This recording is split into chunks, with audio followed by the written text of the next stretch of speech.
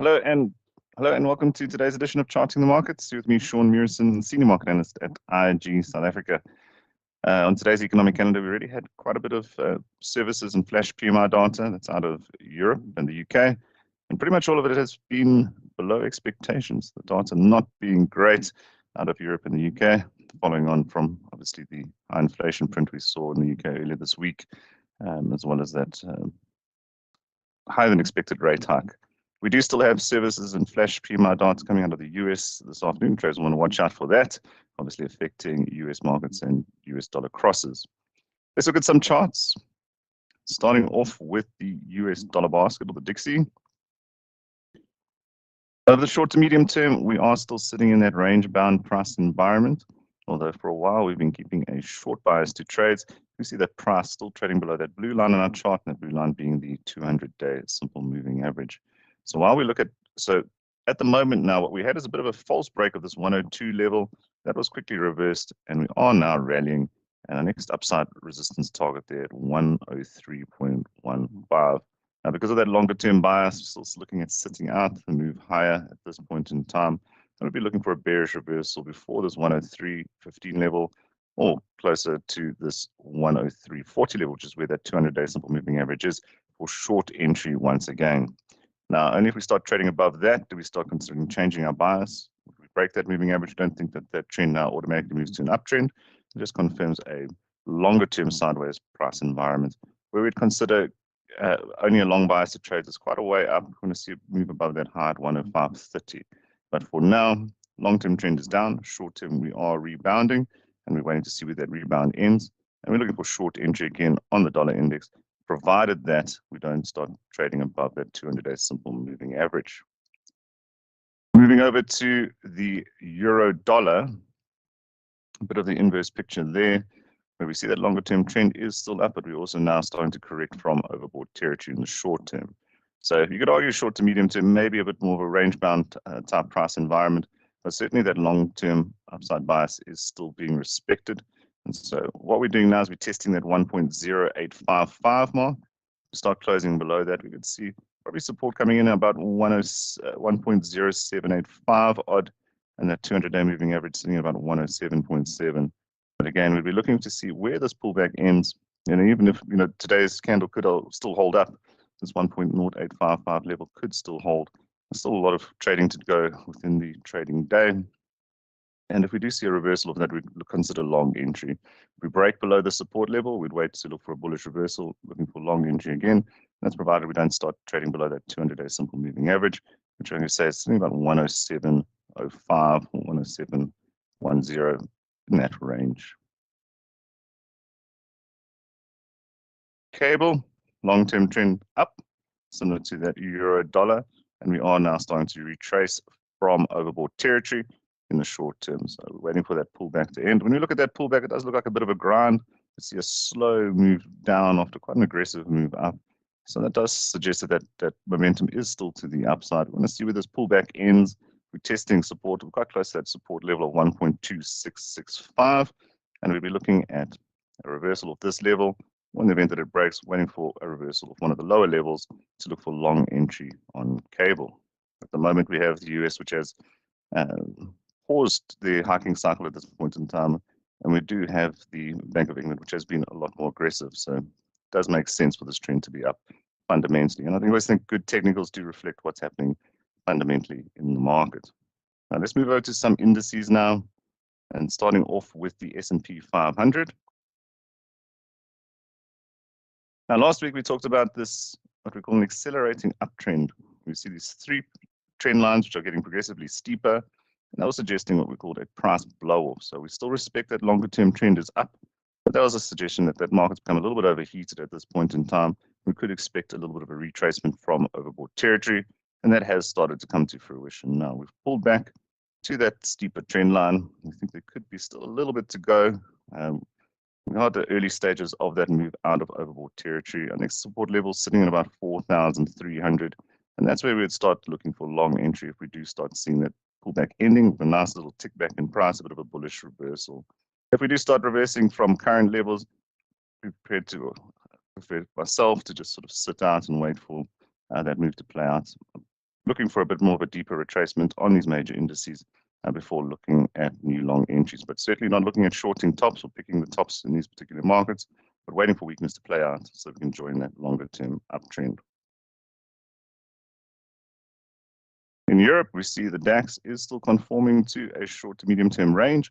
That's between levels 15,715 and 16,300. 15,715 being that support level and resistance being at 16,330.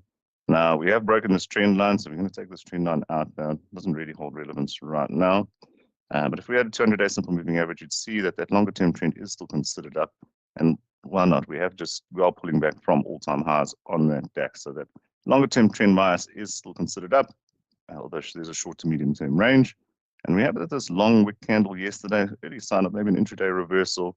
But we need some confirmation of that. So we want to see either today's candle close higher, above that the high of that previous candle, and have a bit of an engulfing. Or if we do tick back a little bit further, waiting for that price just to show a little bit of a bullish engulfing, bullish harami, any of those price candlestick reversal patterns, which if you change to a line graph would really just show you the price moving down and then just ticking back up. So we're still keeping a long bias, short to medium term sideways market environment. We're looking at our levels, that first level being 15,715. And we would consider if that was to break, we'd still just sit on our hands and wait for one of the lower levels for long entry. With that longer term, or short to medium term upside target, sitting about 16,330, that being the closing high on the DAX. Now, FTSE 100 picture slightly different. So it's been a bit of a grind in the short term. So we were talking last week about the short term range between levels 7,560 and 7. Trading in either direction and trading off those levels. There's no longer term trend bias to guide us. And so at the moment, over the last week, we did see a break of support, that 7,560 mark. We've had quite a good move, well, quite a quick move towards that lower level of support, 7,410. We haven't quite hit that just yet, but what we do see is these long wicked candles here. So showing you that there is some buying interest coming back into that FTSE 100 as we start to approach this lower level of support. So we just want to see some confirmation of a reversal off of that. So candle with a higher close. What we have now at the moment is a hammer. It's an intraday reversal. It's not complete because today's obviously price action hasn't completed. But we see that showing an intraday reversal. We want to see some confirmation before getting too eager on the long side. But certainly as we've grinded quite far down and we are sitting closer to those levels of support, I prefer to look for long entry off one of these lower support levels and then looking for short entry from current and chasing that market lower.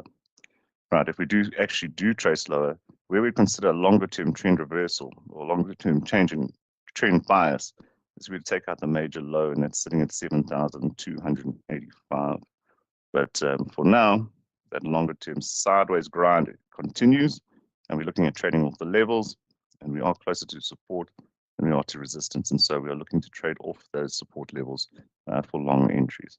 And then looking at these labeled levels here for short-term upside targets from that move, should we get it. Moving over to some commodities, starting off with Brent crude.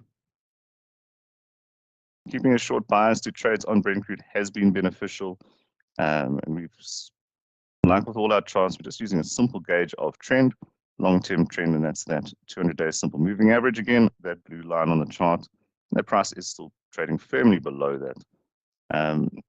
Over the short to medium term, again, you have a bit of a sideways price environment, but we are still aligning trades with that trend short, taking a view that we expect the markets to fall, and that has been working out quite well so far. Now, we had a rebound from oversold territory. That ended quite quickly. Now we're moving back towards support at $72.2 per barrel. I think if you're looking to enter now, you might be chasing that market a little bit, but I think might consider it if you do see a close below that 72.20. So in that situation, you do have a downside break, and then you can start looking at $70 a barrel and then towards $69.50 a barrel as short-term targets from that. In the event of a rebound, we wait out a rebound, we wait for that rebound to end, price just ticking back, and then we look for short entry on that. Look at reversal highs for shorts, closes above that, or depending on how close we are to that 78.50 level or 80.80 level. might consider that as a stop loss indication for those trades. Now, if you start trading about that 200-day simple moving average again, then you can say, well, that longer term downtrend might be broken. And then we can start changing our bias to trades on Brent crude. But for now, it's holding up. It's been holding up for quite some time and has been beneficial to be on the short side of Brent crude rather than on the long side. All right, gold. So what's happened we still consider that longer term trend to be up for gold. Our bias is still to the long side for gold. But over the last week, what has happened is we've seen this little range bound price environment between $19.45 per ounce and $19.80 break. So we've broken that, and we are moving towards our lower level of support, sitting at $18.75. Now, our preference here again is to wait out weakness, look for that weakness to end with a bullish reversal before finding long entry on spot gold. So for me right now, I'd like to see a strong close here above this 200-day simple moving average, or possibly at that 1875. Only if this pullback extends further and starts trading below that, then we'll start changing that bias. But for now, I think it's a wait. Let this pullback play out, see where that correction ends, and then we're looking for long entry again, provided that that pullback doesn't go too deep, and change our trend bias for spot gold. Still sitting with the precious metals or industrial and precious, which is what platinum is. Longer term trend is sideways, so we're looking at trading off the levels again. When you see that price whipsawing through a 200-day simple moving average, so our gauge of longer term trend, it's suggesting that that market is in a sideways range-bound environment over the longer term. Now we are starting to approach support, that sort of longer term support there at 1910. We think that this could be setting up for a buying opportunity. Seeing a nice bullish reversal off, from current level or close to this 910 level. Considers $980 per ounce as the next upside target or initial upside target from the move.